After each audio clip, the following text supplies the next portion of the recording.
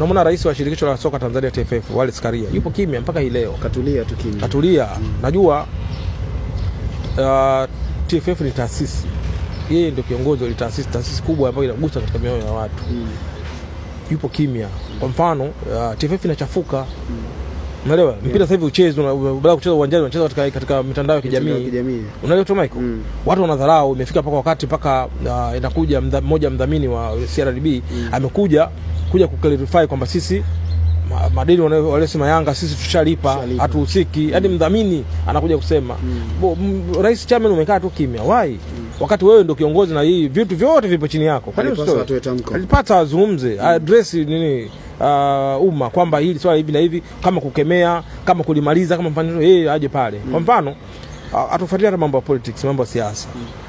Wakati mwingine mambo mengi yanazushwa ama yapo yametokea hivi na hivi, mitandao ya kijamii, jamii inasema hivi. Rais haiti rais wa nchi Mama Samia haiti press kuzungumzia lile. Anaweza kawa na mambo mengine ya kiserikali ama ya kichama. Kwa hiyo ni mkubwa, lakini wakati mwingine anagusa yale mambo. Kuna hili limezuka hili, anatoa ufafanuzi kwa namna moja ama nyingine. Na lile swali linaishia pale pale. Baada ya hearsay na minongono ya watu inaisha, mambo mengine maisha yanaenda. Yeye ni rais wa TFF, yupo kimya. Of course ana vyombo amevichagua na vinafanya kazi, lakini vyombo vimeshindwa kwa sababu alipaswa yeye azungumze. Kauli yake ndio ilikuwa kauli ya mwisho na kauli watu wangesimama hapo. Kwa sababu kauli ya rais inakuwa kauli ya mamlaka. Ukiangalia juzi Jumatatu kulikuwa na kikao cha kamati ya utendaji wa Yanga na bodi ya ligi. Baada yani kutoka katika kikao zile sura tu zile yani ile lugha ya picha. Unaonekana bodi ya ligi walikuwa wamepwaya katika kikao. Unamwona Almasi Kasongo yeye ndio ni CEO. Mwangalie Mguto ni chairman wa bodi ya ligi. Wanaonekana kabisa walikuwa wamepwaya. Young Africa wametoka pale kwa bashasha kwa kujiamini. Umeelewa kama iko? Bodi ya ligi waliswala wamelishindwa. Ndio maana wamepeleka katika kamati ya utendaji ya TFF waamue ile swala. Kamati ya utendaji ya TFF chini ya ya rais. Ni wakati kutoka kuzungumza kumaliza ile swala. Kwa nini swala linaendelea? Tuna miezi mitatu. Baada ya kujadili mambo mengine maendeleo ya soka, kujadili mambo mengine tunajadili tu dabi, tunacheza. Amekaa kimya. Kama anaona yani mimi ninachomaanisha mwenye haki apate. Kama Yanga wana haki wapewe haki yao. Kama bodi ya ligi ndio ni haki wapale haki yao. Kama kuna mujibu wa kufuata kanuni na sheria wafuate.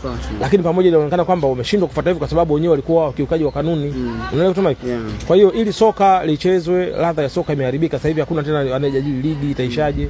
Ligi mwaka huu, mchezo huu wa Simba na Yanga ndio ungetoa picha nani atakuwa bingwa, sababu ukiangalia Young Africa na pointi 73, Simba na pointi 72, tofauti alama moja. Bado michezo miwili na huu wa tatu ambao unazungumzwa. Kwa hiyo mchezo huu ndio ungetoa picha nani anakwenda kuwa bingwa. Kama mchezo huu tuchezwa, kwa nini bingwa patikane mezani? Na kulikuwa na uwezekano mchezo uchezwe, ungewezekana. Kwa nini hivyo? Unaharibu taratibu zote. Na Young Africa jana wamesema ikiwezekana hata mchezo ulibaki wasicheze mingine hiyo miwili. Sasa kutakuwa na ligi kweli? Ligi itaharibika. Itakuwa imeharibika. Ile ladha hata kama mfano Simba anapewa ubingwa. Ladha itakuwa imeharibika. Unajua ladha ya ubingwa watu wapambane. Unajua wapambane, hilo la kwanza. Lakini lingine usingekuwa inahusisha Simba na Yanga. Yani Yanga na timu nyingine. Simba ingekuwa innocent team, lakini mchezo huu naye Simba anahusika. Yani tuseme yani moja ya kuvurugika huko. Vilabu vile vimesababisha Simba, Yanga na bodi ya ligi.